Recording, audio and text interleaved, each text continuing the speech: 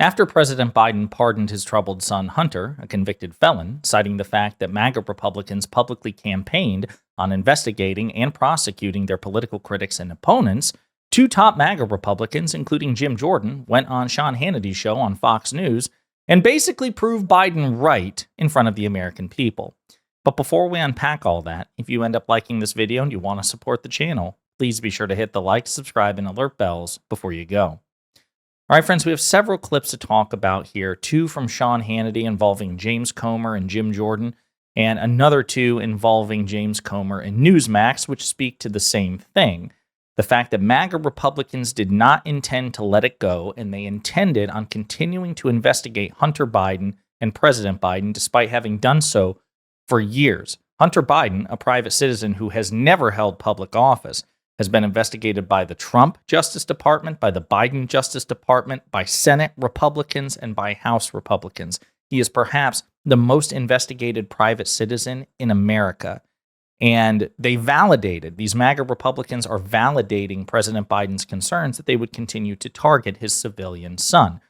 But before we play those clips, I want to actually start with this one here. Sean Hannity making one of the most ridiculous statements, just lying to the American people and to the faces of his viewers. I want you to see how hilarious this is. On this channel, on this show, we tell you the truth.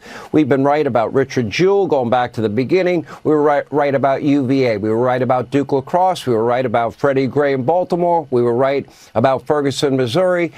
We were right about Obama's radicalism. We were right about vetting Kamala Harris, which they wouldn't do. We were right about Russia collusion. We were right also about FISA abuse. And I can keep going on. And they're always wrong. They peddle lies and conspiracy theories for a living. Joe, on this channel. So Sean Hannity says, no, it's really everybody else that peddles conspiracy theories, not Sean Hannity and the Fox Propaganda Network. We tell it like it is.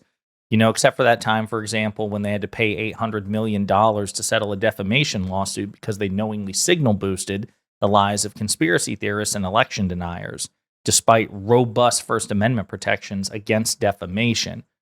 Fox had to pay an unprecedented sum to settle that dispute. So, yeah, Sean Hannity really doesn't have much credibility when it comes to speaking to his veracity and his truth-telling ways, but I digress. Let's get to James Comer and Jim Jordan, again, publicly validating President Biden's concerns that he and his family were going to be the subject of relentless prosecution and perhaps persecution by congressional Republicans and the incoming Trump administration. Let me be clear, James Comer. Do you believe other Biden family members committed crimes? And do you believe that a new attorney general, if they are upholding the law, it would be within their jurisdiction to go forward with indictments? And what about Joe Biden himself? I believe two other Biden family members definitely and knowingly committed crimes. In addition to Hunter Biden, you have Jim Biden and Joe Biden. Joe Biden obstructed my and Chairman Jordan's investigations. He lied multiple times. He lied about his knowledge and involvement. We had sworn testimony from Bob Alinsky and Devin Archer that said that Joe Biden knew all along what was going on. He was selling the brand, his brand. He was selling access to our enemies around the world, and he lied just like Jim Jordan said in the debate about the laptop, and he lied when he said he wasn't going to pardon his son. So, yes, Joe Biden, in my opinion, has committed crimes. Jim Biden, we saw he took in all these loans. He didn't pay any interest, didn't pay any principal, had no loan documentation. At what point do those loans become income they never paid taxes on? And by the way, why did he get those loans? You know, what was he doing? All the people that wired money to the Bidens were shady characters, either adversaries or people that were in trouble, needing assistance, needing a prosecutor fired, needing a pardon. They were needing something from Joe Biden, wow, the big guy. So what's interesting is if all of that were true, well, maybe President Biden should have been impeached. Oh, wait, James Comer, that loser there, as well as Jim Jordan off screen, attempted to do so. They ran since January 2023, since Republicans took the majority, their one political initiative with their slim House majority was to try to impeach President Biden. They had the majority. They had the gavel. On paper, they had the numbers to impeach the president. Why didn't they ever do it? We covered that impeachment effort for more than a year. And James Comer and Jim Jordan were publicly embarrassed time and time and time again, not just in congressional hearings by freshman Democrats like Jared Moskowitz and Jasmine Crockett, an elder statesman like Jamie Raskin and those in between like AOC, but also on right-wing media outlets like Fox News, like Newsmax. How many times have we played clips and laughed and mocked this loser right here because even Maria Bartiromo and Fox News hosts and Newsmax hosts were perplexed? Like, you say you have the smoking gun, you say you have the evidence, where is it? Why aren't you calling for an impeachment? And then he would have to do his, Porky Pig impression, like, that's all, folks, because he couldn't actually defend the claims. He couldn't substantiate the allegations. The fact of the matter is, even if we take some of what he says at face value, let's say that members of the Biden family were trying to cash in on their name. That's not necessarily illegal. Nepotism isn't illegal. If it were, the entire Trump family would be behind bars, including Jared Kushner, including Ivanka Trump. But that hasn't happened. Nepotism can be scummy, it can be shady, but it's not necessarily illegal.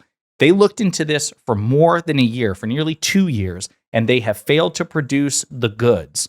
The Biden brand, no, Hunter Biden, according to Devin Archer, somebody who testified under oath, this is the first gun-smoking whistleblower, by the way, actually debunked these claims. Like, yeah, he felt that Hunter Biden was trying to sell the illusion of access, but that doesn't mean that Joe Biden committed a crime.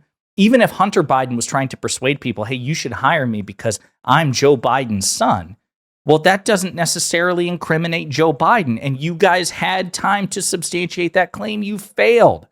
So all this comes down to is feelings. And I should say, what's interesting is at the conclusion of their investigation into President Biden, they said they believe that President Biden committed an impeachable offense, that the case for impeachment was the strongest case for impeachment in American history. So says Jim Jordan and James Comer. And yet they never recommended an impeachment vote against the president, even though they were in the majority. It's not like they were in the minority party and therefore didn't have the votes to pull it off. They did such a terrible job that even dozens of their own members didn't think that they had a case to make against the president. James Comer is not just misrepresenting the history of his impeachment efforts, he's also just publicly validating President Biden's legitimate concerns about Republicans targeting Hunter Biden in the future. You've simultaneously revealed that you have nothing on Biden while validating Biden's concerns. And then he does it again on Newsmax.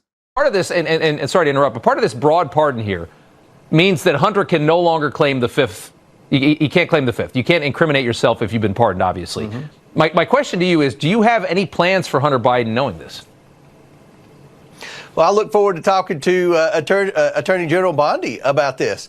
We still have information that we've requested that we've never received. The White House is still, to this day, obstructing rightful evidence that we should have obtained. The White House has instructed the National Archives not to turn over all those pseudonym emails, Rob. We still don't have the pseudonym emails, which we believe will show Joe Biden was communicating secretly with the shady associates that were a part of the money laundering scheme with the money from our adversaries around the world.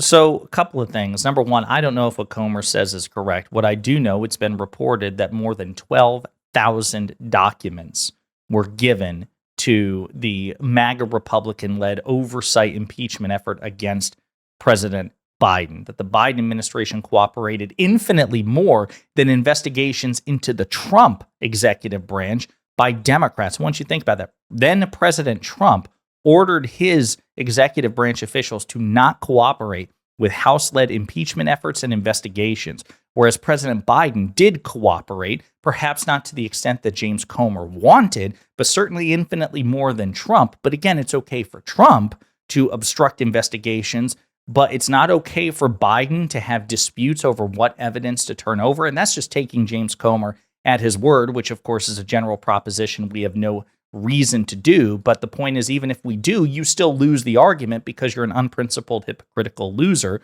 who grades Trump on a curve. And so Biden, by your logic, is well within his rights to give you the finger and say, I'm not giving you a damn thing. I'm the president and you're not. I'm more powerful than you. I'm more important than you. And I'm going to go by the Trump example and not give you a damn thing. And you're going to smile and say, yes, sir. Good luck with that.